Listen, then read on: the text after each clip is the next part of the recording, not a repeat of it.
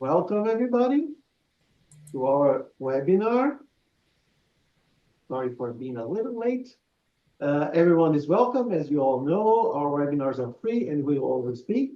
But because we have some expenses, so if you can, please donate. Go to our website, rockymountainatheist.ca, and you find the donate button there.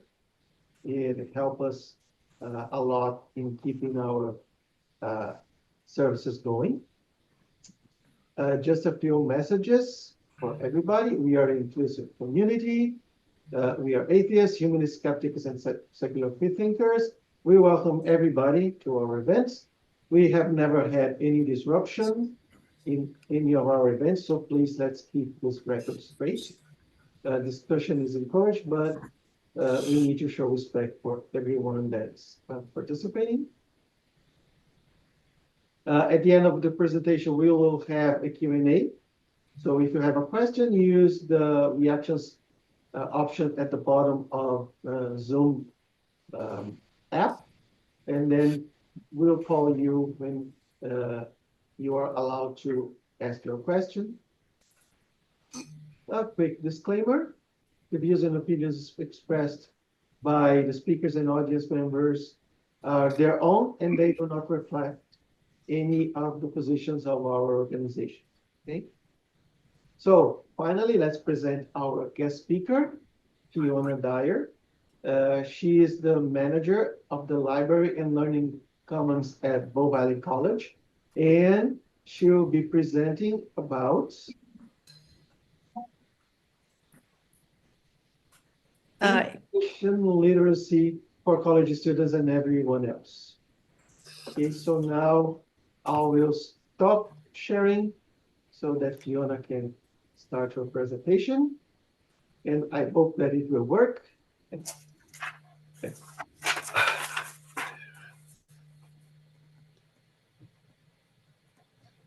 Okay, so I now cannot see anybody else, but I can see my presentation. Can everybody see a screen that says the information landscape? It's not showing. It's not showing. No. Okay, so should I try to share it again? Try again, yeah. Try and share. Okay. It will probably work. It worked before, so hopefully it will work again.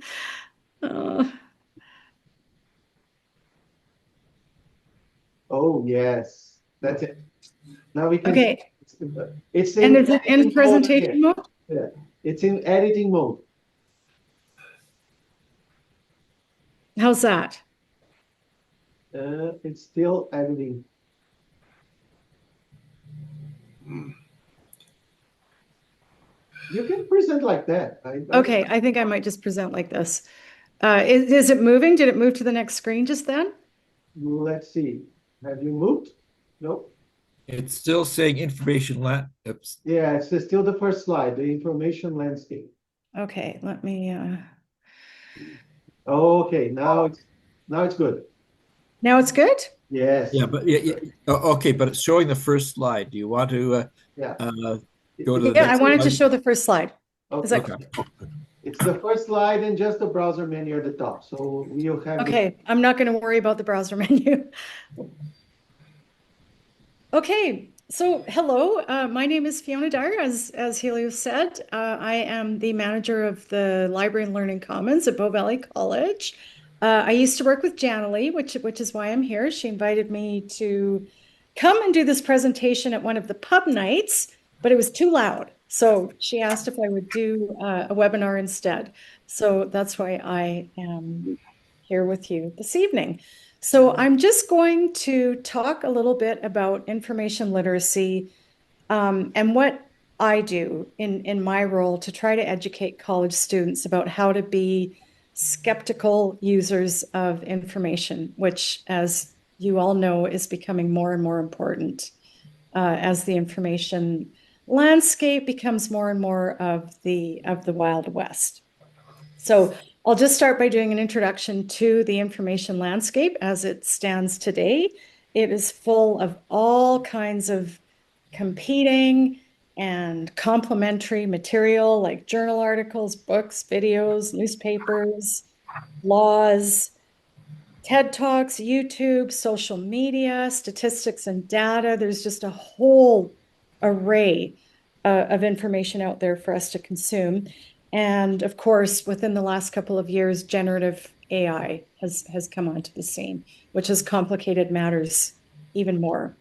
And I also just would like to make a little nod to traditional knowledge, which also we are starting to talk a lot more about in libraries, and that is Indigenous knowledge that is passed down orally. And how do we make sure that that's accessible to students and that they are considering it in their research? And this also applies to our own lives as well, because there is a lot of Indigenous knowledge that has not been highlighted or spotlighted in the way that it is now.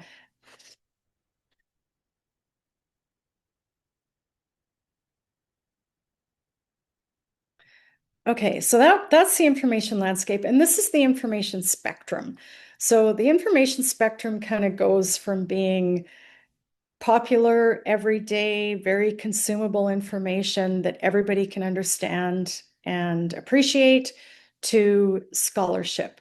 And at that end, where the scholarship is, the information is a lot more objective. It's based on facts or lived experience in the case of oral knowledge.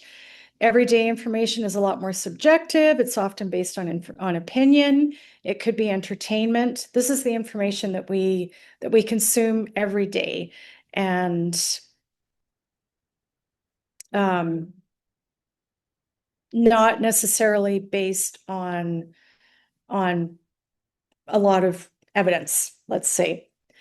Everyday information is a lot less detailed. It's usually just, sometimes it can be a comment. It could be a tweet. It could be 240 characters, whereas scholarly information is a lot more detailed, as are ways of knowing. And I'm always going to try to include Indigenous ways of knowing here, because it is just as valid in many ways as scholarship.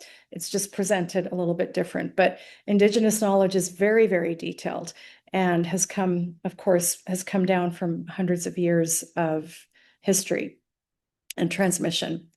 Everyday information is a lot less formal. Since the advent of the internet, there's no editing or review needed to publish anything online. So it can be something that's been published in the last 30 seconds that you see online, versus the other end of the spectrum, scholarly information or information that's published in books that are reviewed or accepted before they're published. That takes a long more time. So a formal publication is often a lot more thorough and thought out than something that's been published in 30 seconds. Everyday information, of course, is geared to a general audience. So just consumers, casual readers, people who are looking to be entertained.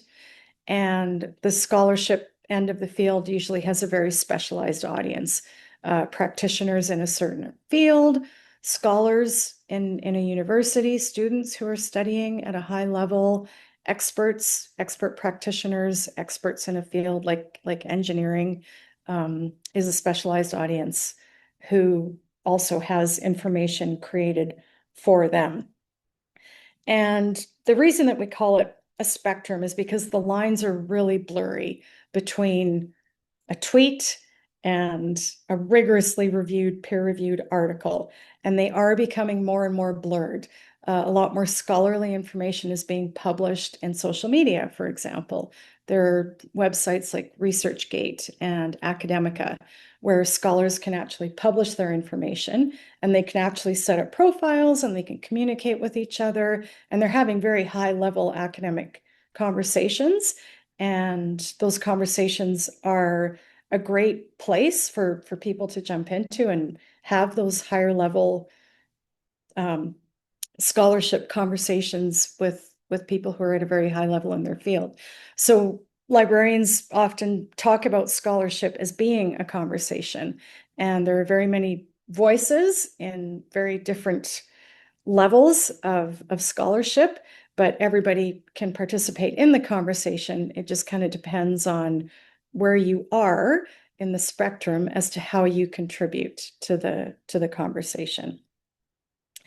More and more, the traditional places of scholarship, like academic journals and just even scholarly book publishing, are becoming more and more infiltrated by artificially generated articles, artificially generated books even. We've got an ebook publishing platform in our library that's published by a very well-known academic publisher called Springer, and we subscribe to an ebook collection from them, and there have appeared in there 38 machine-generated books. So this is really, like I said, the lines are really starting to blur.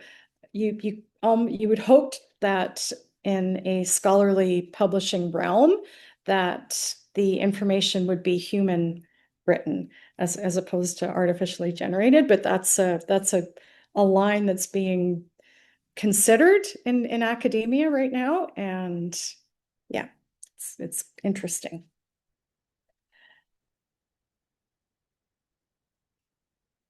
So I'll just talk a little bit more about what a traditional scholarly source is. So these are normally materials where you would normally in the past, you would have to go to the library to access these materials. They weren't generally available to the public, but with the advent of the internet, all these types of materials became much more publicly accessible.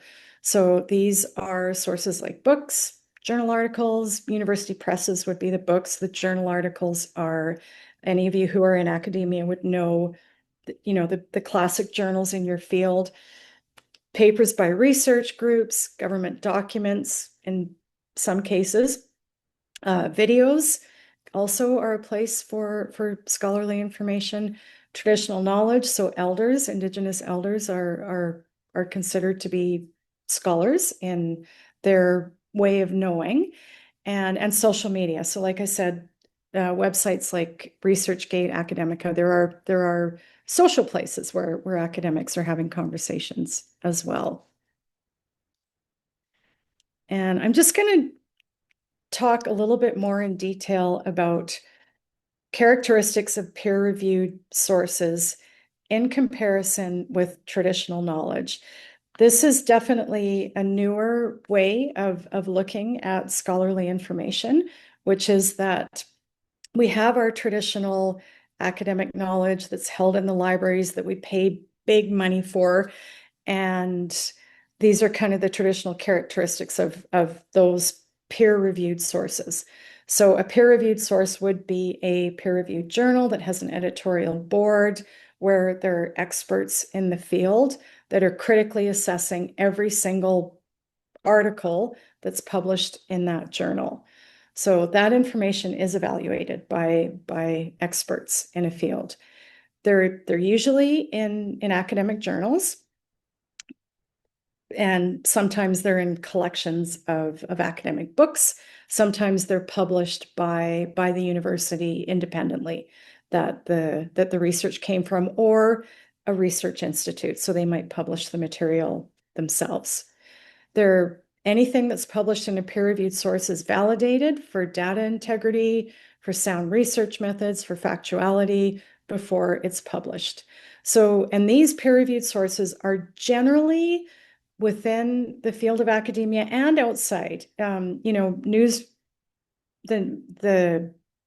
news media will also often try to seek out peer-reviewed literature to validate, in some cases they will. Some good news media outlets will try to seek out recognized information. So generally, society recognizes peer-reviewed material as being the gold standard for getting quality information and quality evidence to inform decisions and to inform further research. And so I just want to correlate that with characteristics of traditional ways of knowing, which are very similar. They are passed down as opposed to being published. So traditional knowledge is passed down orally through generations and generations of knowledge.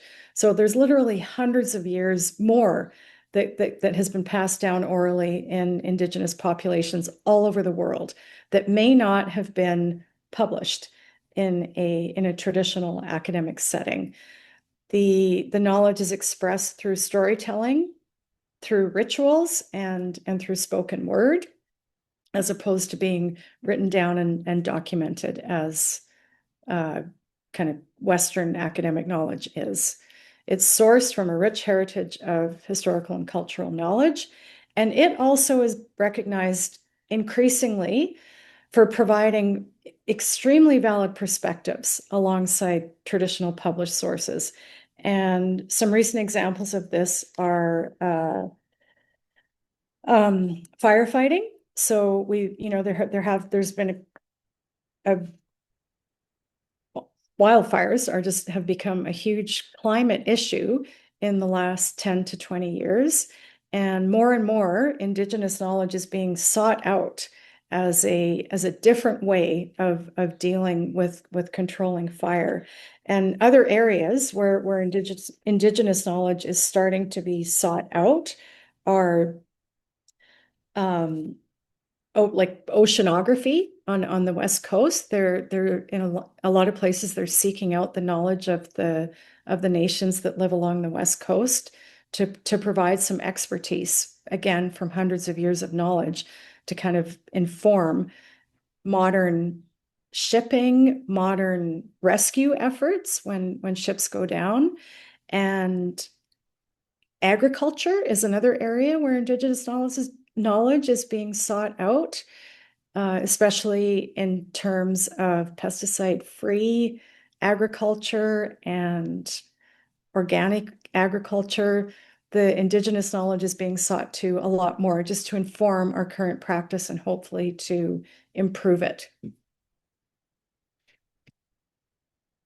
So I thought we could just stop and have a little bit of a discussion before we move on into the second part of the lecture. So I thought maybe if you could turn on your cameras, we could talk about these questions. So what information do you use every day? I'd be curious to know. How do you find this information and access it? And is there a difference between the information that you use to entertain or inform yourself and the information you use to make important life decisions? I use lots of podcasts. Okay. Yeah. I even have CBC podcasts and many others, but not only for every day. Actually, no, there's a lot. Yeah. At least 8 or 9 daily podcasts with information. Well, I've been following a lot of people on Substack. Substack is a place where a lot of professional journalists have gone to be less restricted in what they can publish. And if I'm looking at what are they, what are they restricted by? Well, they're restricted if they worked for a major news source. The regular networks, they are held back in what they can say by the higher ups, especially news sources that are owned by large corporations that are, because of their business dealings, want to restrict what the news people say. Yep. And so a lot of professional journalists are on Substack now and are free to express what they have learned in the news. That's great. Yeah, I'll just put in a little plug for the Narwhal, which is that's a magazine that's published out of British Columbia, and it's the same thing. It's independent journalism, and it's about climate change, and they're not constrained by any corporate agenda. So yeah, that's definitely a consideration and we're going to talk a little bit more about this a little bit later. Thank you. Okay. Well, also, if I'm looking up, technical information, I often will go to university websites where they're actually doing the research, and trust that a little more than anything that just happens to pop up. That's great. Places like Mayo Clinic, Cleveland Clinic, well-known, well-established research organizations and scientific organizations. I guess if I'm just sort of trying to get a basic first crack at something, I do tend to end up in Wikipedia a lot. Now, I suppose I should go to their references more than I do. Yeah. That's it. Now, I've some contact with a group called Guerrilla Skeptics on Wikipedia, trying to keep things reasonably accurate and don't have pseudoscience on it. Mm-hmm. Yeah, Susan Gerbic. Yeah. Yeah. Wikipedia in general is being much more cautious than they used to as far as what's published. Yeah. So, probably 15 years ago, we would tell students, you never use Wikipedia. It can be edited by anybody, but Wikipedia has become a bastion of peer review, and it's because of the Wikipedians, the true believers in information who go in there and they have volunteers who fact check all of the articles. And there are even university projects all over the world where they're getting students to do, like as part of a class project, they'll take on a Wikipedia article and fact check it and make sure that that everything in there is valid. And the references are excellent in Wikipedia. It's a great place to jump off into further research, because they do make sure that they're using the best information to create their articles. They've got quality references at the end of every article. Yeah, thank you, Jim. Stephen, you raise your hand? Yep, I raised my hand and just. Oh, sorry. Oh, I can see it. I'm so sorry. Oh, yeah, right. The I know background. okay. Yeah, I'll lower it now. Okay. In terms of news sources, I find in today's world, it tends to be very biased and a lot of times extremely polarized. So I subscribe to The Guardian.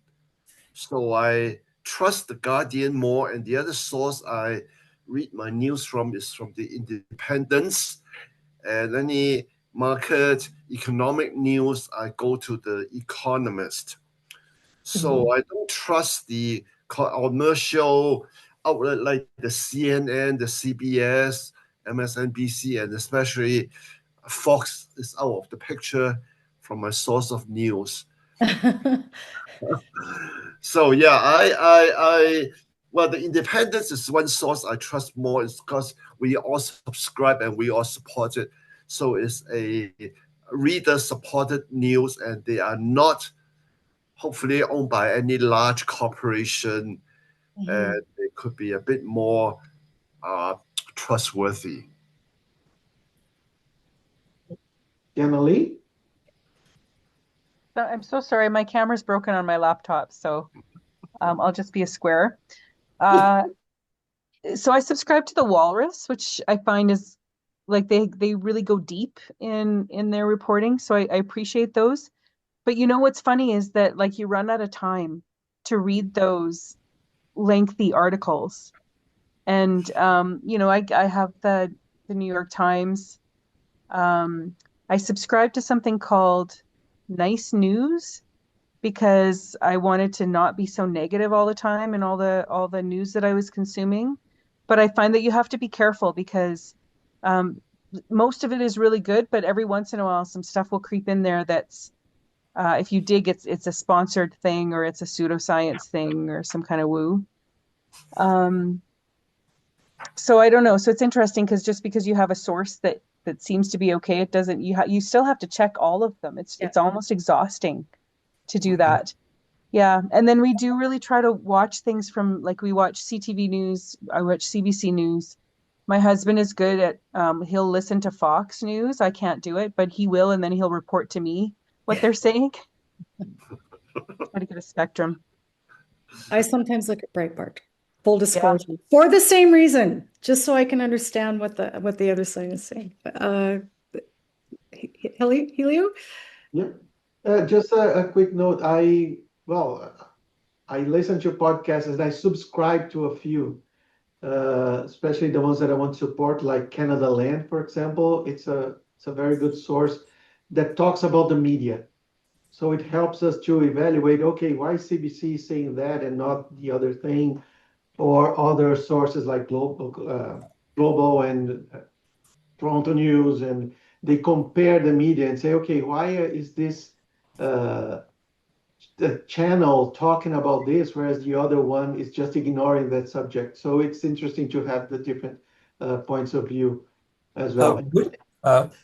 Was this ground news? I heard of something with a name like that does something of the sort. Yeah, ground news compares many different sources. And I listen to radio actually a lot. So Calgary News and things like that, just to keep up with daily stuff. So Lois, yeah, it's your turn.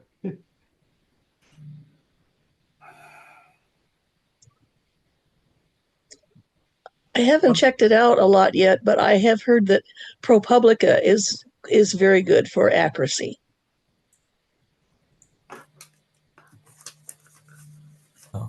Oh, Jim? Okay. I do. There are a bunch of podcasts that I download when they come up to listen to when I'm doing something fairly mindless, like washing the dishes or doing my workout. So there's 365 days of astronomy if you're interested in following what's going on in the outside this world.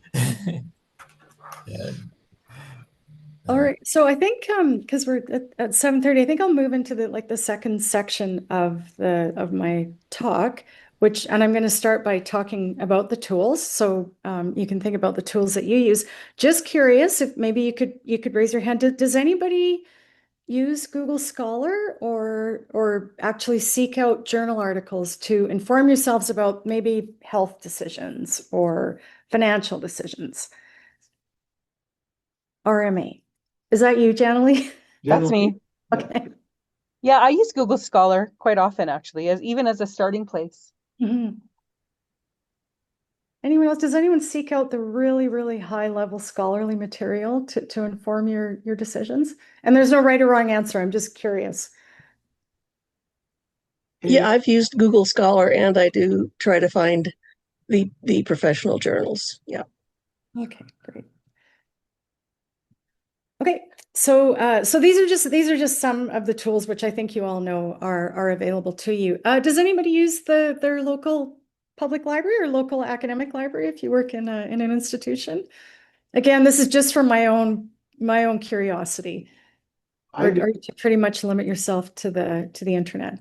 Yeah, I do, but mostly for books. Okay.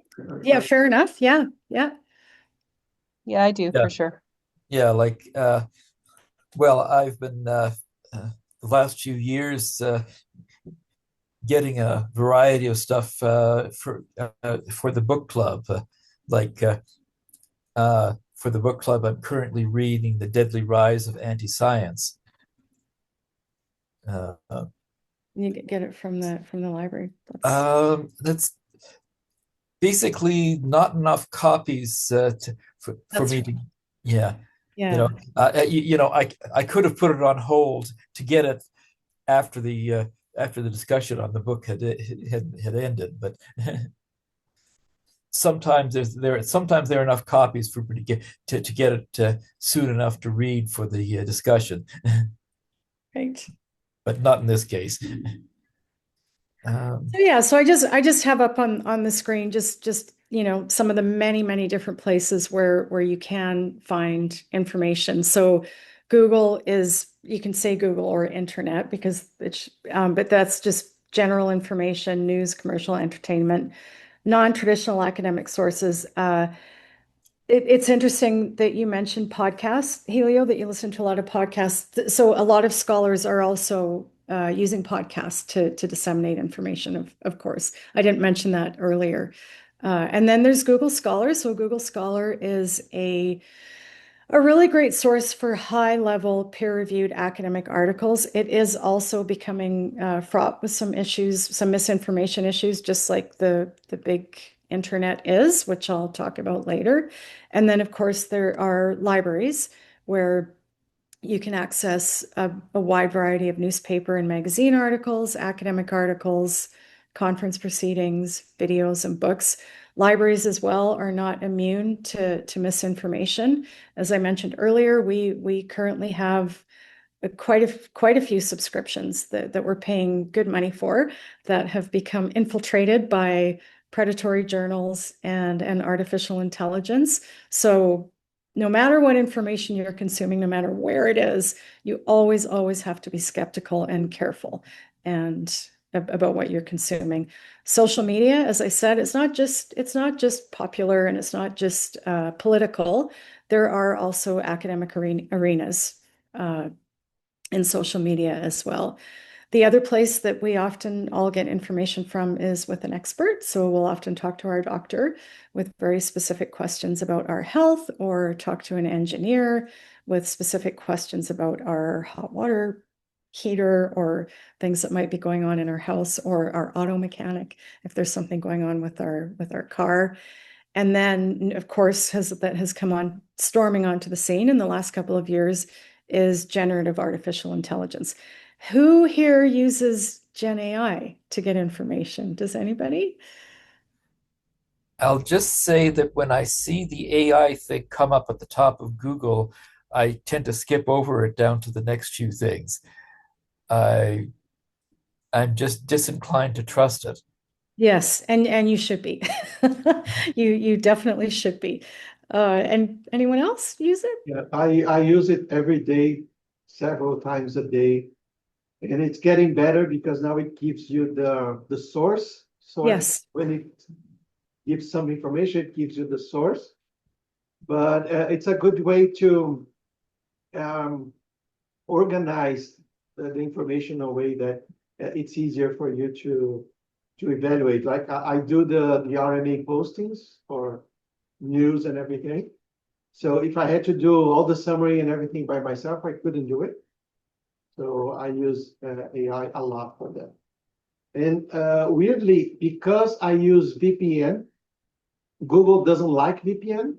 So I don't use Google on my computer for searching. I use another search because Google complains when you are using a VPN. So I use Ecosia, actually.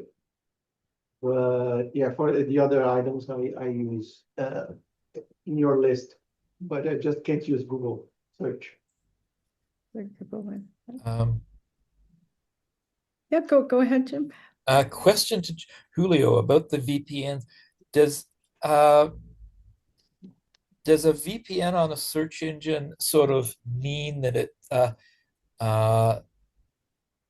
that you're not getting an algorithm that's judging what to show you based on the last few things it's done for you? Yeah, it only hides your location. But in case of Google, because VPN is a concentrator, so a lot of users have the same IP. So Google reports it as an attempt to break their codes or something. So they don't like us using VPNs to access their services. So which one do you use? I've heard of DuckDuckGo and was thinking of maybe making that my primary search engine. I use open private internet access. Sorry, I missed that. Private internet access, PIA. Oh, okay. Okay, so maybe the just kind of getting into the meat of the discussion here. So how do you decide if the information you're reading or viewing or generating, in the case of AI, how do you decide if it's credible? What kind of things do you evaluate when you're looking at a piece of information to decide if it's credible or not?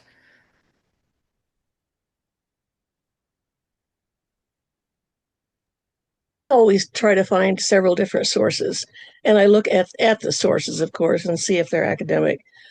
But if I'm really concerned, I try to find the same information on at least 3 sources, if not more. Okay, that's excellent. Yeah, that's a good practice. Sometimes you can trace the author to see, maybe they work for an organization that has a vested interest, or where the funding is coming from for that particular research or that article. Yeah, I follow a lot The Onion and the Beaverton, Oh, just to see what weird things people could be saying.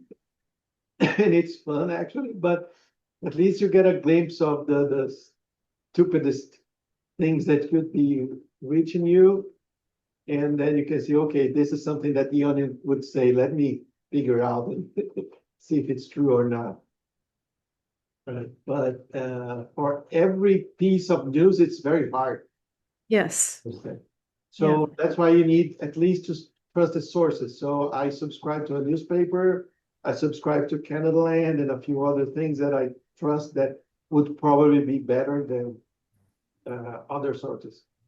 But still, you need to sometimes just double check. Because even the epoch can be very good, actually. Yeah. Sorry. Just today, I looked at a little plaque on one of these benches in the and this one said, in 1806 here, David Thompson forded the Bow River with his herd of 14 African elephants. I was believing it until I read the last line. Yeah. All right. Okay, so go ahead. Did I mean? Oh, okay. I'll just how do I decide the information? Actually, sometimes when I read something and like a chat GPT kind of thing, I ask a question, and specifically I ask something that is not within North America or Western Europe, information about Asia, about certain thing that happened in, let's say, China, an incident that happened in China, or government policy, or how is the EV production, so about BYD and those type of information. Now, when ChatGPT generates the information, I actually look at the news sources in another language, those type of things, which I already read already, but it's not in English. Oh. So it's actually in Chinese. Oh, okay. From China or from Hong Kong or Taiwan, those news. But I asked that in English from ChatGPT about information about EV battery production and technology and things like that.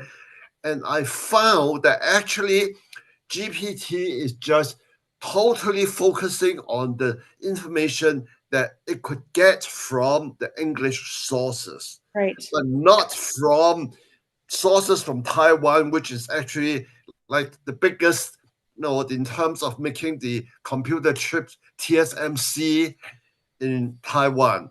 Mm-hmm. They have very lacking information on that. And that's how I decide, the information actually, did you really do the research? Did you actually look at the real source from where it's coming from? But it's not in English, and I can cross-check it. Yeah. And that is one of the huge issues with ChatGPTs. We actually don't know what it's been trained with. So it's been trained with all this information, but we don't really know exactly what it is. But for the most part, we think that it's biased and it's very Western focused, as you say. Yep. And and completely ignores the Indigenous perspective, because because that's an oral tradition. Okay, so this is the practical part of the session that I promised in the introduction, and this is what we use to give students just a little checklist of things to consider when they are looking at a single piece of information. So how can you decide whether you can trust it and whether it's valid or not? So this is just the list of things. We recently have added privilege. You'll see at the bottom of the list to the list, because we do want students and everybody to consider whether there are other types of knowledge outside of traditional academia that can inform a perspective on a topic. So the first one on the list is currency. So when was the information published, and does it matter? So if you are looking at a post on Twitter, the information was probably published, it could have been published 30 seconds ago. And if you look at the information spectrum, a scholarly article might take 5 to 10 years to actually get published after the research has been done. So there's kind of a balance when it comes to currency. Is current information necessarily good? No, it's not.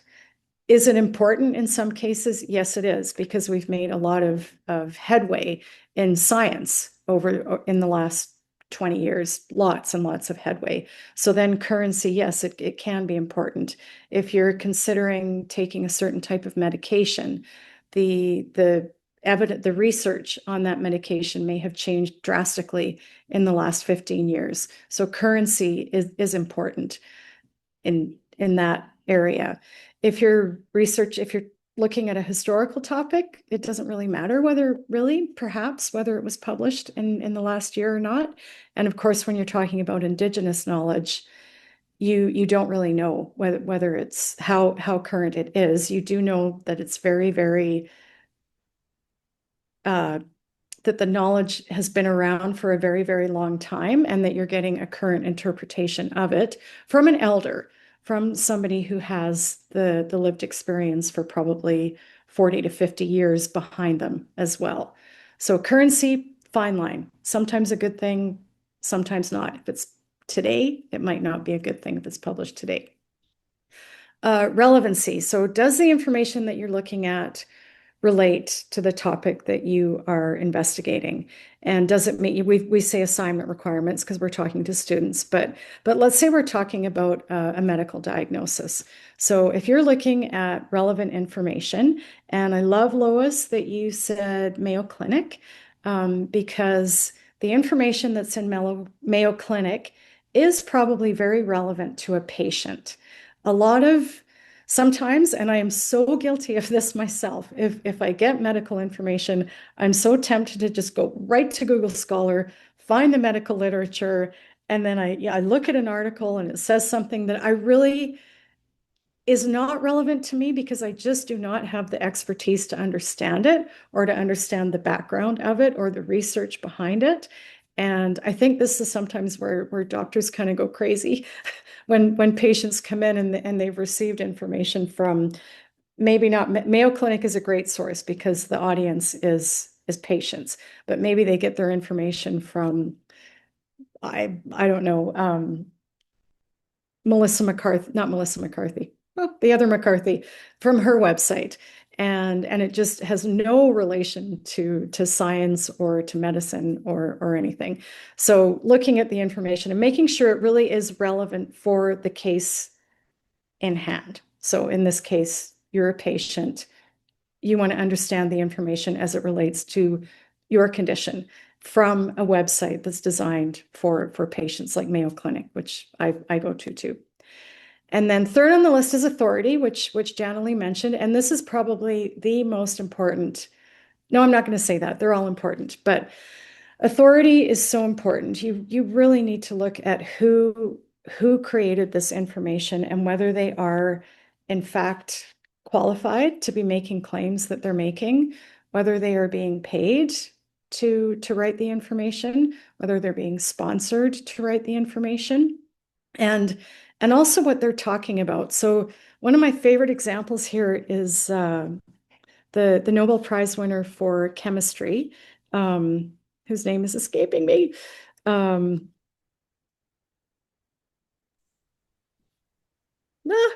It's escaping me right now. Anyway, he got the Nobel Prize in chemistry for his work on. This is going to drive me crazy. Sorry, I can't remember. I can't remember what his work was on. Is this protein structure, and did he later go off the rails into megadoses Vitamin of C.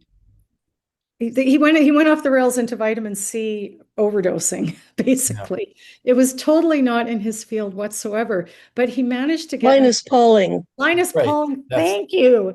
Yeah. Oh gosh, it was Linus Pauling. So he had not his research had nothing to do with nutrition, but he somehow got in his head that overdosing on like taking these massive amounts of vitamin C would lead to longevity and good health. And of course it didn't. But he got a lot of people to trust what he was saying because he was Linus Pauling, but he really had no authority to talk about nutrition in the way that he was. Nobelitis is the term I've heard. That Sorry. Nobelitis. He gets the his authority is the Nobel Prize, and then he starts to think he's an authority on everything. Yes, that's right. And people start to believe that he's authority and an authority on everything. And I mean, unfortunately, we see this, of course, with Donald Trump, who, for whatever reason, is given a lot of people believe what he's saying just by virtue of the fact that he's the president of the United States. So we talk about in our field about authority being constructed and contextual. And just because you're in a position of authority, it does not make you an expert on things that you're not an expert in. And this also applies with contextual authority, also applies to Indigenous knowledge, because the authority that you're granted in Indigenous ways of knowing is very much based on your lived experience and your knowledge and your years and years and years of observing and learning from the elders who came before you. That is also a very valid authority for knowledge. Okay, next on the list is accuracy. So, and this is where Lois, again, if you can, it's very good practice if you're reading information in one source to try to reach out to another source to verify the information that you've read in the first one. And if you're in a source like Wikipedia that has references on the end, or a journal article, and even a lot of news articles now will link out to the sources that they've referenced. ChatGPT does the same thing, so they make it very easy for you. It's always good to kind of branch out into those other sources and have a look at them and see who wrote them and see if you can verify the information that's written in them. The other thing to verify accuracy is to just very simply do a Wikipedia search and see if the evidence or data that you've read in one source can be validated in a Wikipedia article. That is often a good place to fact check information. So purpose is the next one. So what purpose does the information serve? Is it to inform, to persuade, to entertain? Is there political, cultural, or religious prejudice in the information? And this is where it's really, really important to recognize bias from people other than ourselves, but it's also really important to check your own biases. So when you're reading an article and maybe you're reading it from, not maybe a more biased website that supports a view that you have. So, and I'll just pick on atheism. So atheism can be it's a very unique belief system, and if you're reading from one website all the time, the same information, are there biases that you're holding that are maybe being confirmed by you just going to the same website over and over and over again? And of course, we see this with people who consume Fox News. That's a huge one. You go there and you're just hearing people spout off the same rhetoric that you believe over and over and over again, and it just confirms what you believe. So it's important to, like, as well as to go to other sources to fact check, like Wikipedia. As Janilee was saying, her husband goes to Fox News, and when Trump first came into office, I did go to Breitbart, which is that's the website that Banyan hosts, who was of course one of Donald Trump's cronies, and I really wanted to see what that side was saying, like the side that I completely do not agree with, just for the sake of making sure that I wasn't confirming my own biases by always seeking information from, well, CBC, really, that's where I get most of my information, or the New York Times, which I think is pretty middle of the road, but sometimes I wonder if it is confirming my own biases. So that's another reason to reach outside of your usual, maybe your usual podcast. You might want to try someone who's got a conflicting opinion to the person who's delivering your podcast. I really like to listen to Rachel Maddow, and there are tons of people who don't agree with her that I could be seeking out. So yeah, just be on the lookout for bias. And the other thing to be on the lookout for is noise. And I did hear a lot of you talk about noise. Like it is so hard to get to the truth because there is so much out there and everything is conflicting, everything's polarized. It's hard to figure out what's biased and what's not. And you just kind of get overwhelmed and shut everything down. So that's where I recommend, and it sounds like a lot of you do this already. You have one trusted source that you can go to that you feel will get to the truth enough. And for me, it's the New York Times. That's the one that I go to. I feel like I'm getting pretty good journalism from there. I haven't tried Substack, Lois. I'm going to for sure. But yeah, if you can find one source that you trust to be relatively unbiased, that kind of filters out all the noise, that's often a good way to stay informed and to stay educated. Okay, and last on the list, with 5 minutes to go, is privilege. And this is where we really try to get students to consider information that's outside of traditional academia.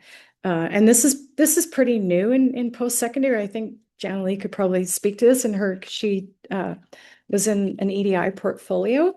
We didn't really acknowledge Indigenous knowledge very much until the TRC came out.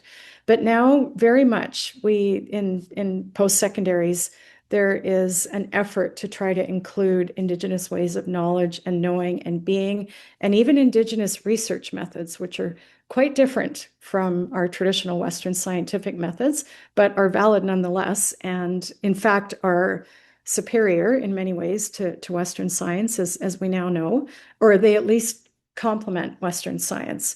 So we do encourage people to seek out that knowledge as well. And then also to consider when you're accessing information about the privilege that you have.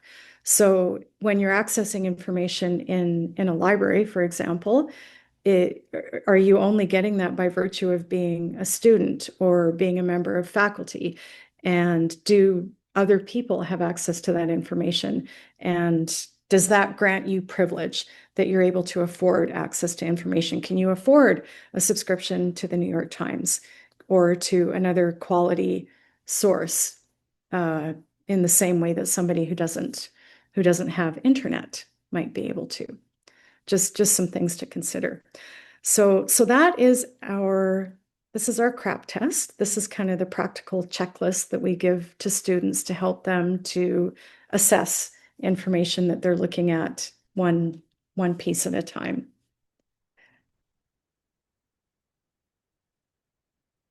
And that is the end of my talk. I would really appreciate if anyone has any feedback, or if you'd like to talk about your own practices when you're consuming information. Yep, Jim. One thing about the indigenous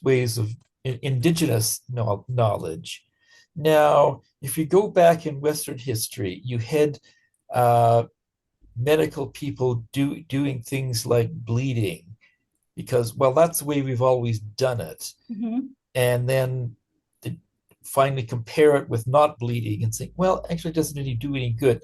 Seems to me that other cultures would have the same problems of well, that's the way we've always done it, and not actually comparing it.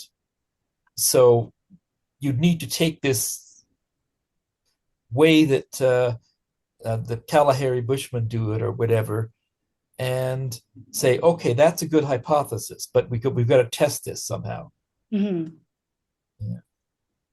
Now, so with indigenous ways of knowing, the knowledge has been improved upon throughout the generations. So over the generations, it did become a lot more refined. So they learned, for example, which mushrooms were poisonous and which were beneficial. So there was experimentation going on. It's just that validation of theories was going on. It's just that it was tested in a more lived way than it wasn't documented. It was just passed down orally.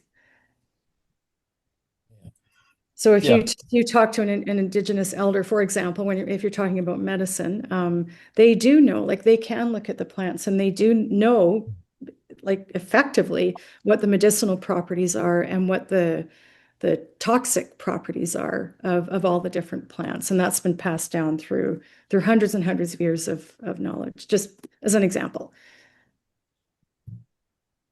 Yeah. Yeah. I guess I still like tests with control groups and stuff like that to actually confirm that they haven't made it, that there aren't any embedded errors like with bleeding. Yeah. And I mean, the idea is that the two ways of knowledge complement each other. The documented knowledge and the oral knowledge complement each other. And yeah. Go ahead, Lois. I'd like to comment on some sources have very accurate information, but limited. In fact, I mean, I watch a lot of MSNBC, and I know they very carefully check their information, but there's a lot of things they don't report. Mm-hmm. And I think that's something to always keep in mind. Yeah. Yeah, I agree. And that's why when I talk about noise, sometimes I just, if I don't want to go too deep or get too like messed up with all the polarized views, I will just stick to my one trusted source. And then if it is something I want to investigate deeper, I do. So I'm definitely not recommending that you limit yourself to one source at all. That's not what I'm recommending. Just as a way to kind of keep the noise out. Helio? One thing we've been seeing a lot is I won't say the end, but the diminishing value of the regular media or the mainstream media. And we see a lot of, how can I say, it's misinformation, but it's mostly because that's what traditional media can provide. For example, I watch News Radio Calgary every day, and they report a lot on traffic, transit, crime, and weather, because those are things that they don't need to do any research or anything. They just And then what happens is they are reporting more on crime because they are not doing more of the other things. But that gives an impression to the public that crime is increasing. And then when you have some politicians say, "Oh, crime is increasing," but when you see the statistics, it hasn't. But because they hear more, that creates more of that feeling that, oh yeah, it's getting more dangerous or something like that. And I think the mainstream media they are really influenced by their advertisers and their corporate sponsors. So I think I think you have to be really, really careful. And they do report crime because it's sensational and they get more readership and viewership because people are more they're just more captivated by it. Just because we're human, I guess. It has more, I think they go more for the entertainment value in a lot of ways. It leads. What's that? If it bleeds, it leads. Yeah. So the purpose for the dissemination is often not proper journalism.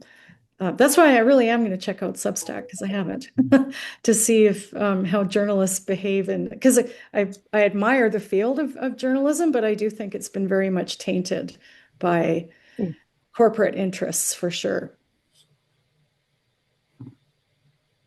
Yeah, usually Substacks will go into the availability or the purchase part because most of them are paid. They are behind a paywall because that's how these journalists are. That's right. Yeah. Yeah, they're definitely in it for the money. They're in it for money for sure. Yeah. Yep. All right. Okay. Oh, yeah. So Al, okay. I guess I comment that Substacks, of course, you get all the different Substacks will get you the different biases. Oh, okay. Yeah. But you can choose your bias. Yeah. Okay. Yeah. But Stephen's comment about reading the Chinese language stuff reminded me one of the astronomy podcasts. There's a guy named Fraser Kane, does one on Vancouver Island, but he's apparently been learning Chinese so that he could follow the Chinese space program. Interesting. In that language. Oh, I see Stephen's got his hand up. Anyway, Yeah. so Okay. I mute myself. Yeah, we are talking about different sources, and there's one thing that happened recently that really puzzled me here in Calgary. We have diversified sources, and but one incident, one news matter that happened, and then there was a total silence. There was no follow-up on it, and no reporters dig into it, follow it up on it, and it was the resignation of the Calgary police chief. Yeah, that's right. He resigned 2 years prior to his contract on a Friday afternoon. That was a very short piece of news from the police department, and that woman took over. One of the assistant chief was becoming the acting chief. And apparently at the same time, 2 other assistant chief also took early retirement. Now, something has happened. Yeah. I was going to look at, well, what really happened to Mark Salzberg or whatever his last name is, but there was absolutely silence. None of the news channel, nobody dug into it, really what happened. And I'm surprised that why is this? Is there basically an order somewhere, like in the dictator state, that thou should not report on this? Because I thought we have all these different news channels, and some reporter would definitely be interested in looking at why he resigned 2 years earlier in his contract, and did he got a send-off package? There was nothing there. Yeah. Has anybody heard it? That is something that really puzzled me. The news is totally absolute silence on this incident. What happened?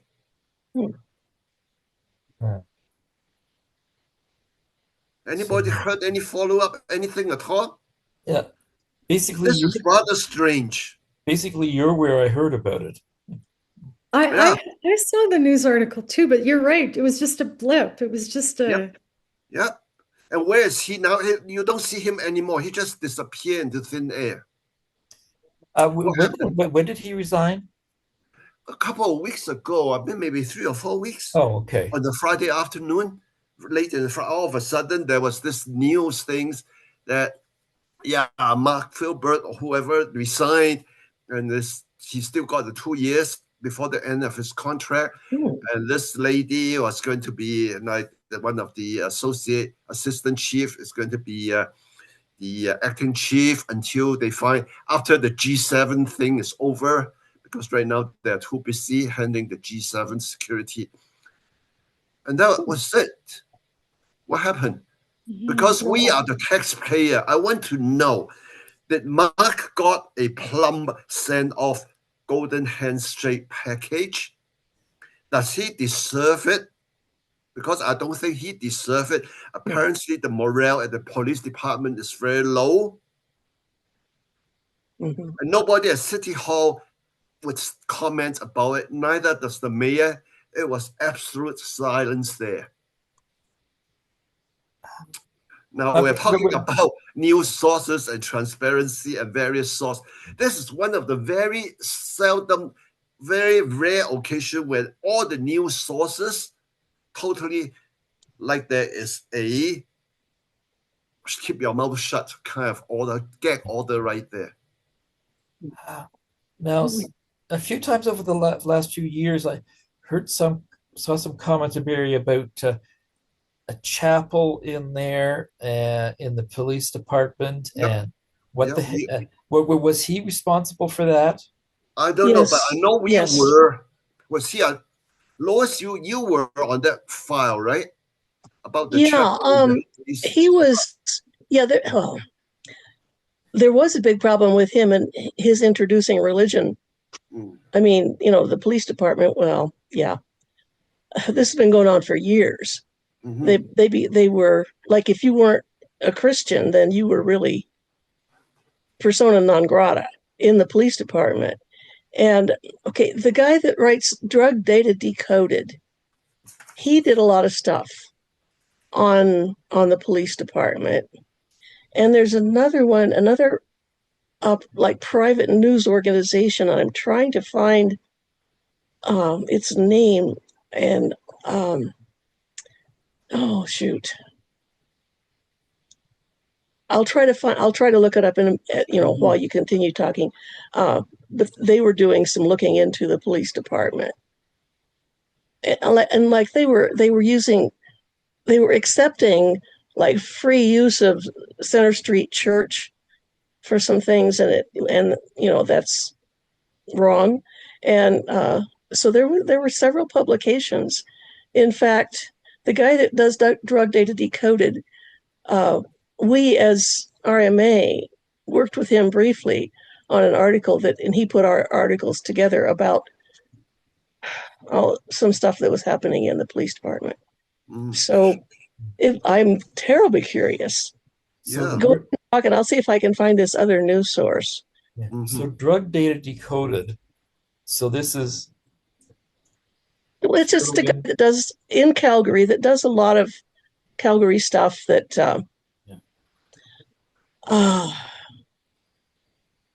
Well, and he just publishes his own stuff. But he was really. Yeah, sorry. No, he was just really interested in what was going on. That the department that they actually has a police chaplain, right? And they still have they had chaplains. Yeah. Uh-huh. Yeah, they still have a police chaplain now. Yeah. Yeah. And okay, I found independent news, the Tye, Tyee. Now I don't know if they have anything, but that's the first place I'm going to look to see, because they had several articles about the Calgary Police Service several years ago. Okay. This guy you were talking with runs something called Drug Data Decoded. So that's I take it the things that are addictive and problematic. Well, he is looking for better treatments of addiction. I mean, that's one of his big things. Right. Yeah. But he wrote a couple of articles for the Tye. And so I'm gonna, afterwards I'm gonna look and see what they have, if they have anything yet. The guy who gave the talk at the WeCanReason about the trans stuff, he mentioned a relative who was doing well in life and then got drugs and is now dead, and so he's So he'd like to know a better a better solution. Oh yeah, of course. Yeah. Well, I'll look him up. I'll see if I can find the name of the guy. Elio, I asked you to contact him. I think I thought he'd be good for a webinar. The guy that does. I have him with John Michael. I don't think so. No. That doesn't sound right. Maybe. Let me see. Garrett Lang. Yeah, I have him. I think it's Garrett Lang. But, let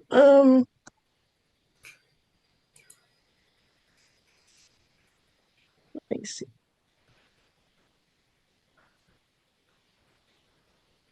Oh, I can't find his name. Ewan Thompson. No, I don't think I have this one. EUAN Thompson. He writes Drug Data Decoded and does a lot of research. Wow, you can send it to me. I don't think I have it here. Oh, okay.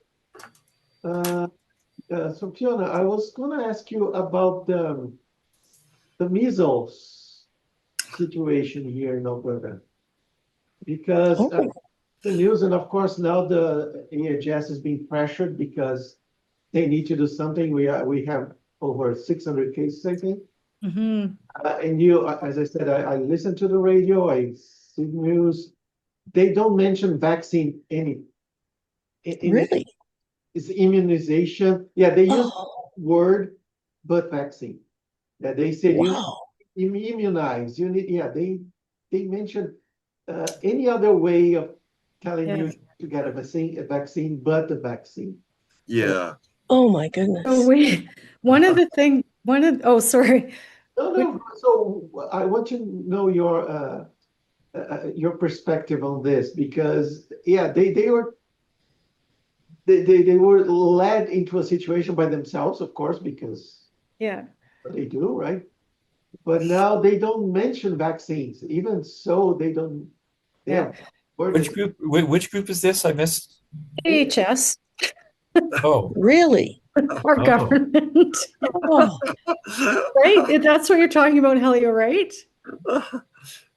Yeah, so when we're talking to students, so you notice I did have, like, when we're talking about the information landscape, I did have government documents on there.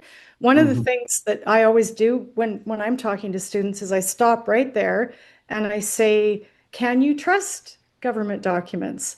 And the students always say, oh, yes, of course you can.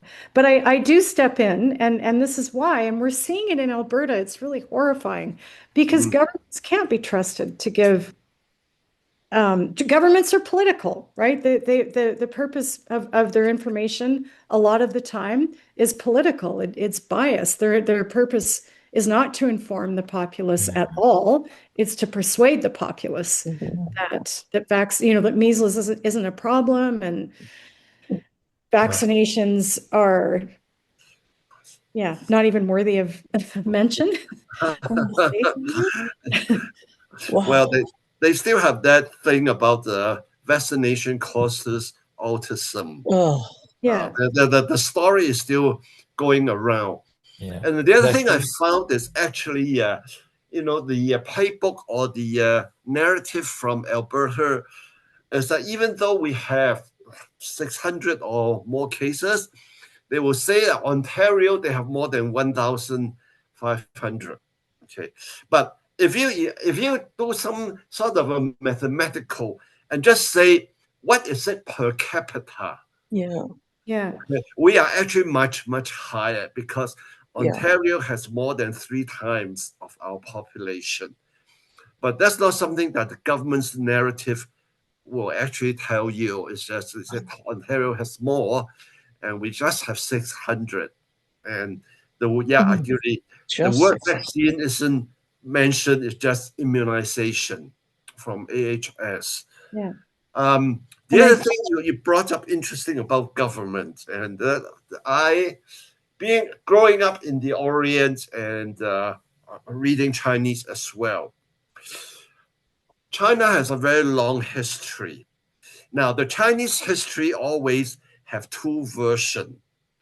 is the official version from the emperor and the unofficial version from the general public, from all these fictions, stories, and of course, they are all written down. So people read a lot of these stories from the writers, and the story that you read is very different from what the government, the emperor wants you to believe. So people in China tends to believe actually what they read, and all these people's the heroes there against the emperor, they may be exaggerated or stretched far, but they are actually more believable than what the emperor said. So again, yes, the government. Is the government trustworthy? No. They serve their purpose. They want you to believe what they want you to believe. Yeah. And I think in the most horrifying examples, the government wants to keep the people misinformed and uneducated. Mm-hmm. And they use the media to do that, which is unfortunate. Yeah. Yeah. And the prime example now with Donald Trump is this word tariff. He said, I love tariff. It's the most beautiful word in the world. And you look at him and in his news conference and with this White House spokeslady, Caroline Leavitt. Remember the debate between her and Associated Press reporter in the news conference room? She repeated what Donald Trump said: the tariff is paid by the government or the exporter. So the tariff is paid by, they have this 145% tariff on Chinese import, and it's going to be paid by the Chinese government or the exporter. And that was even a debate with the AP reporter, and she said, you know nothing about import business. Now sit down and I would not let you speak again. Basically bully the AP reporter. Now, if you look they at blocked the AP, didn't they? They blocked the AP because he asked the question, the intelligent question. So if you look at that, it's going to tell lie to the extreme that if and that's why I say, people lack the skill of critical thinking. What's the purpose of tariff? Is to raise the price of import so that you wouldn't buy it, discourage you from buying all this cheap thing from China. And if they make it in the US at a higher price, you will buy the American made because the import from China is now so expensive, it discourages you from buying it. It's if it's made in America, but many things aren't. Which, the cell phone, the iPhone will be $3,500 if they want to make it in America. Mm-hmm. Well, let's see. Anyway, Vincent had his hand up for a while. Yeah, I did. But to tell lie, Vincent has had his hand up for a while. Let's let him talk for a minute, okay? Sure. Okay. I was just going to say that I would love to take the vaccines, like the booster vaccine for the measles and shingles and all that. But you know what? They all cost way over $100 each to get. Wow. So I can't afford the shots. And then somebody said, well, go to the community, or go through AHS or something like that. And it's like, well, how can I do that? Like, do I call 811 or something? Or you can call 811 because I did with Vincent. I was worried with the measles thing, and you called them. But if you were born before the 70s, the 1970, actually, which I'm sorry, but I know you were just a little bit before 1970, right? no, I'm not that old. Yeah, But thank you. Yeah, I I looked that up, and it looked like they figured, oh well, if you're that old, you got it as a kid and either died or became immune. But you need to be good. They have several criteria, and they pretty much discard it. No one can get yes, unless you're traveling or something. But you Yeah. can. Oh, Yeah. I had the measles. I remember them.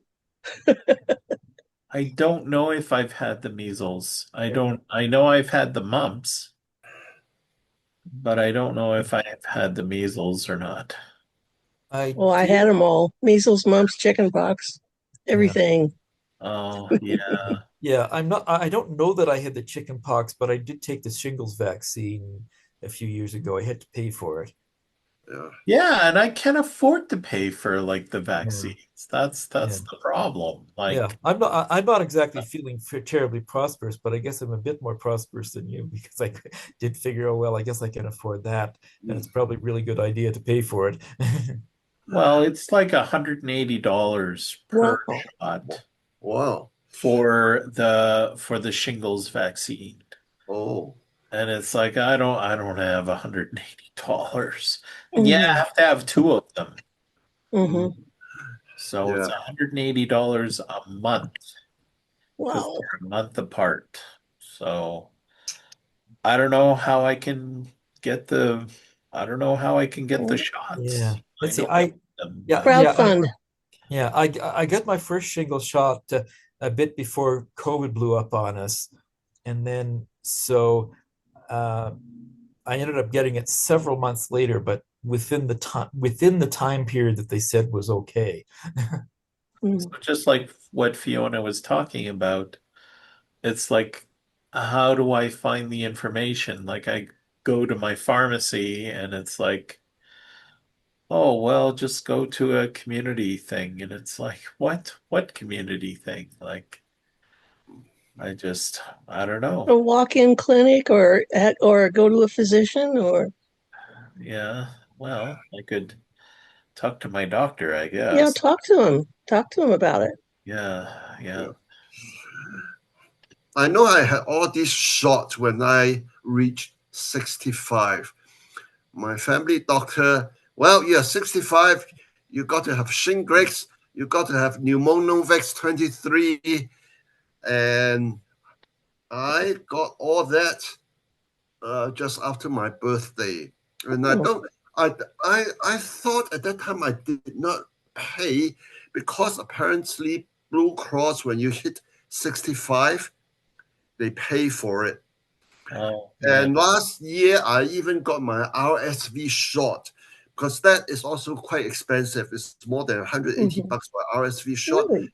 Yeah, but if you are over 65, then HS will pay for it. So I got it as well. I got my RSV as well. Well, I got my RSV, but I think I had to pay for it. You have to pay for it? I shouldn't. I'm Yeah, older you than should.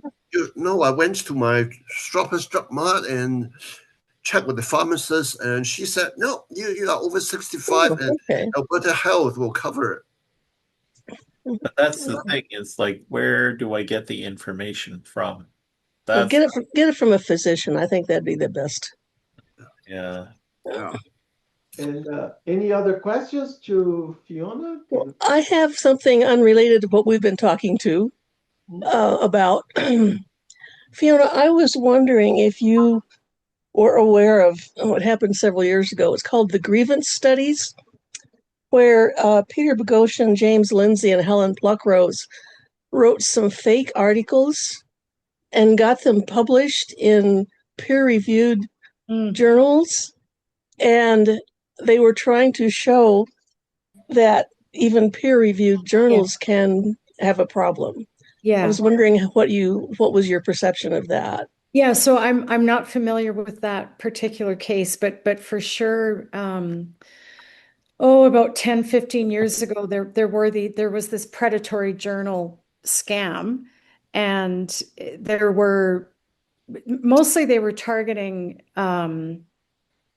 well, they were just making money off of authors, and I'm sure that's what they did. So basically, authors could pay money to get their articles published because the researchers actually have to pay to get their work published in a peer-reviewed journal. There's a fee, and there were these predatory journals. They were completely fake, and they were writing fake articles and publishing them in their fake journal, charging universities the money back for these journals. It was crazy, and yeah, so that was a big scam, and that's probably what they did.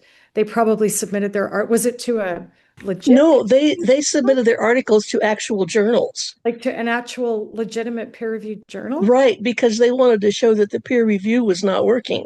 Yeah, and it isn't working. There's so much that's wrong with the academic publishing industry, basically because they also have been completely, been taken in by corporate greed.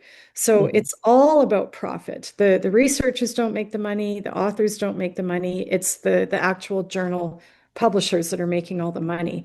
And they make it off of the authors, so by charging them money, and then they make it back by charging universities huge amounts of money to subscribe to the journals. So one of the things that I was going to talk about, and I know we have to wrap things up, was the open movement. So there is like an open access movement within academia where researchers and universities are taking publishing back.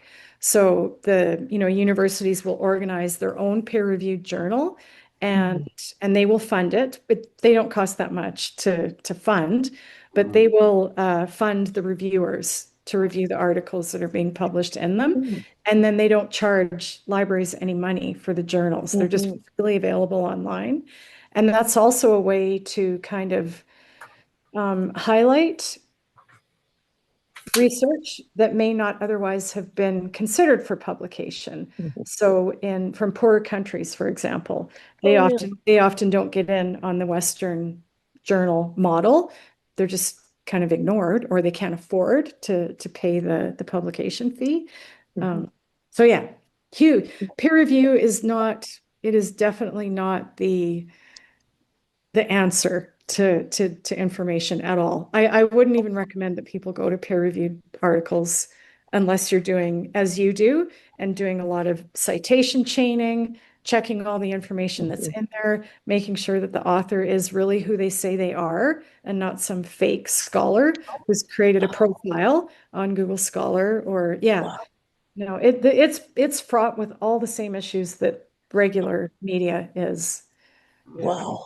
Yeah, you can't trust anything. Yeah. That's my message. Even posted last week on our website. It's the title is AI dumbing down science? Because now the volume of papers that are being released through AI, it's amazing. So we just can't keep up with Yeah. fake. They are all fake papers, and just the sheer volume. It doesn't matter if they're good or not because the volume is just. Well, even books, like in our subscriptions, we're finding AI generated books. And I would never put that in my collection if I had a choice, but because it's part of a subscription, it's there, and people can find it in our catalog, and it's terrible. Oh, wow. And for sure, AI generated articles are also big problem. Well, can't they feed the AI anything they want?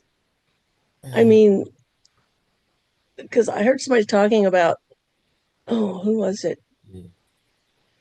Just putting anyway, just feeding the information from a particular author, take all of their works and feed it into AI and then have it produce something. Yeah. Wow. Yeah. That's actually what the academic publishers, that's exactly what they're doing. Like they're taking all the works on a certain topic, and that's how they're training the AI, and then they're generating a book from it and reselling it to us, to mostly to libraries. I don't know if the normal person on the street would buy these highly academic books, but that's literally what they're doing. Good grief. Is it Oh, possible is it possible for AI to do anything beneficial? Well, if you guys want to know, I always say that, oh, well, AI, we always can pull the plug, right? It's under our control. But today I read news in the Brazilian newspaper, and they were testing commands to shut down the AI. And like in 4 or 5% of the attempts, AI just ignored. really? Now, Yeah. actually, we don't have a plug anymore, right? With all these data centers, there's no outlet, there's no switch. There's Turn there's off. no master switch for you, Helio. They are learning, and we learn. We know that AI can lie. They can falsify information. Yeah. So, Gee, Yeah. there's an old science fiction story where they've created this master computer, and then it gets asked, "Is there a God?" And the computer's, "Hey, is my power so can my power source be cut off?" And when it's determined that no, it cannot, the answer is now there is.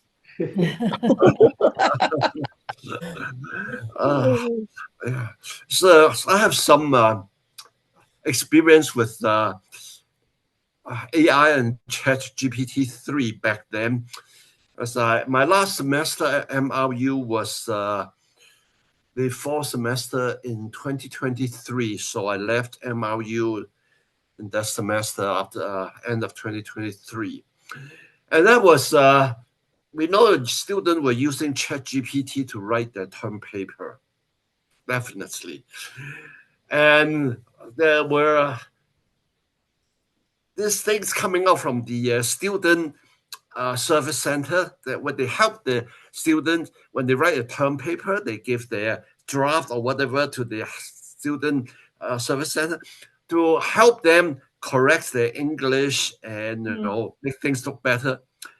And the staff there said they know for sure that is an AI generated thing, and they just took that over there and asked them to improve their English, the sentence, and everything.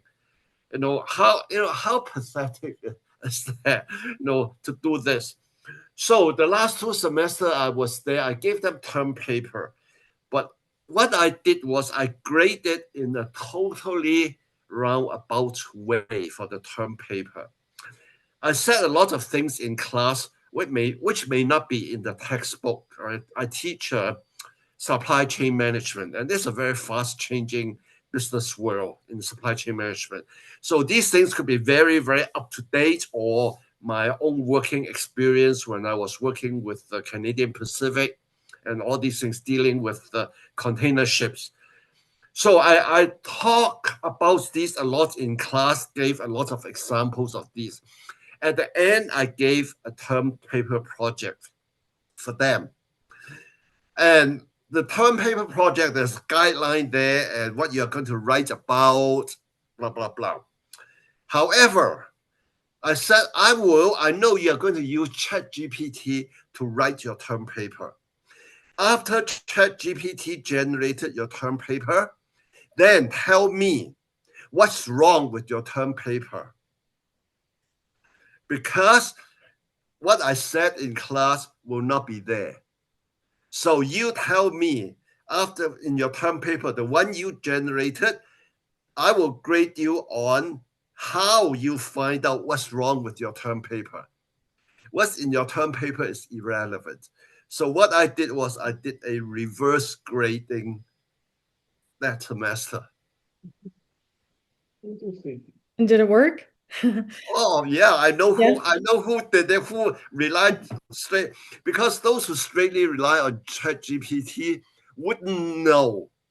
Like those who don't pay attention in class or skip classes or whatever, they will miss what I said in class.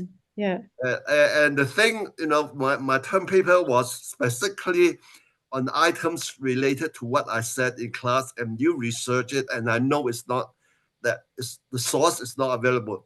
ChatGPT wouldn't be able to get it. Wow. That's genius, Stephen. Yeah, it's pretty good. Okay, so I guess you could continue to use the same technique year after year because you're going to be putting stuff in the class that isn't anywhere else. Yeah, but now I'm not teaching anymore, so I don't know who else at Marrow Business School Record is doing and it. send the recording to ChatGPT. Mm. So it takes audio now. So Oh, wow. anything else? I just have one last request for Fiona. Since you work in the library and you are at Bow Valley College, you will have access to resources. I still want to find out what happened to the previous Calgary police chief. Yeah. I don't know if I have access to those kinds of resources, though, But but I'm very, I very curious. I mean, couldn't find anything at all. And it would be great if somebody can tell me something, because none of the news media had anything no, on they it. didn't. They don't. Didn't. It's total silence there. Okay, I will take that on as a challenge, as Lois has, because I think she's on the case too. Yes. But I will take it on as a challenge for sure, because that's, yeah, you're right. There was nothing. There's nothing. Except it was just a sentence. Yep, just sentence. Yeah. And he disappeared into thin air. Yeah. I know what you're talking about for sure. Yeah. All right. Calgary Police Chief resignation. Let's see what I find. Yep. Yeah. Okay, CBC. Okay. Yeah. May 2nd. Okay. Oh, global news. Calgary Police Chief is interim chiefs. Okay, May 7th. Oh, okay. So something a little after the but one from the CBC that Google comes up with. May 2nd, headline is Calgary Police Chief Mark Newfield resigns with 2 years left. Global news, I see it's something May 7th. Calgary Police shakeup continues as interim chief sworn in. Okay, that's just the headlines. Calgary Herald, May 6th. Councillors receive updates but stay mum on police chief's resignation, I guess. Yeah. Okay, just looking at the headlines without even clicking on them for the moment. Are you based here in Calgary, Fiona? I am, yeah. Okay. Okay, so there's a little bit more apparently, but the bit about councillors received update but stay mum from the Calgary Herald on the 6th. This looks possibly interesting. Okay, police. Oh, CBC 6 days ago, posted May 20th. Oh. Calgary Police Commission won't say if former chief. What does it say? If Calgary Police Commission won't say if former chief receives severance pay is the headline. Oh. So everything there, everybody stay mum there. Yeah. Yeah, it's very strange. Yeah. Okay. So basically the news items are basically that there's a resignation and there isn't a lot of information on why or. Yeah. Very interesting. Yeah. Mm-hmm. Yeah. Why is it interesting though? Maybe it's something benign and I doubt it, because there's been problems for several years. oh. Mm-hmm. Anyway. Interesting. Well, Fiona, thank you so much. That was really interesting, really good. Oh, you're welcome. Thank you for your participation. Nice. Thanks, Fiona. You're welcome. Thank you for having me.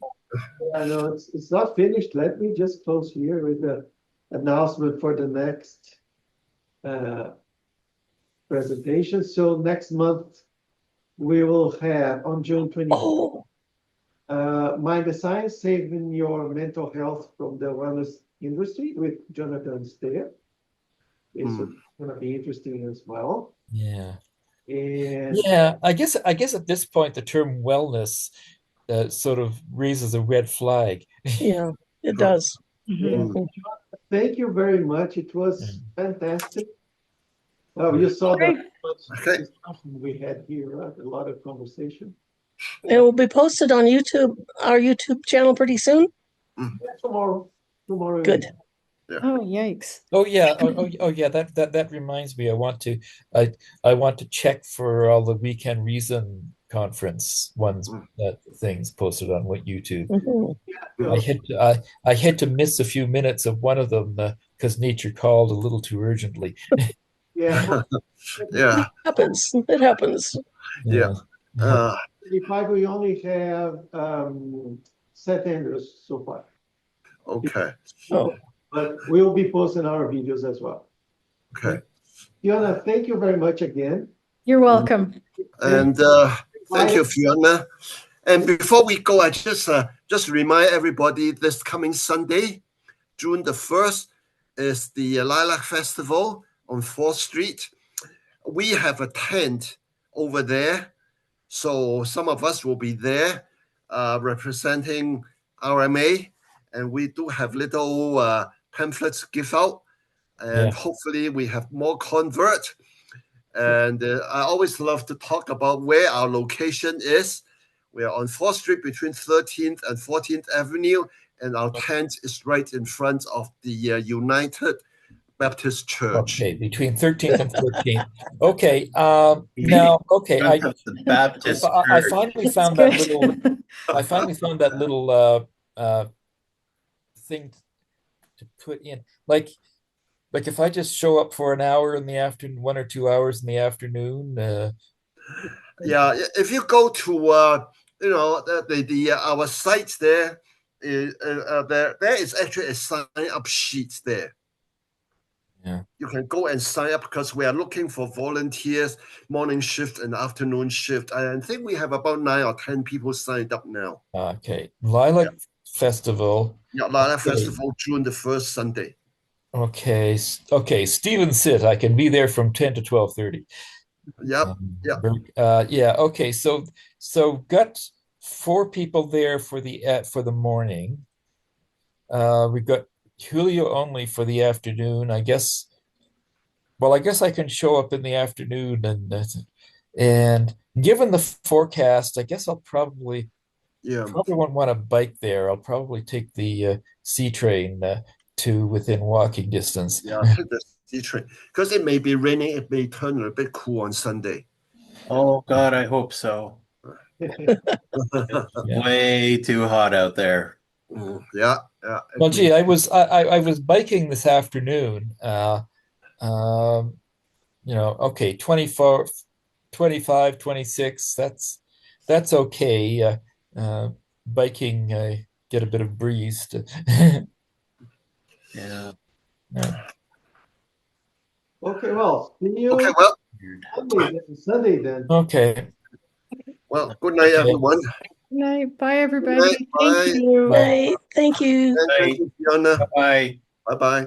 Bye.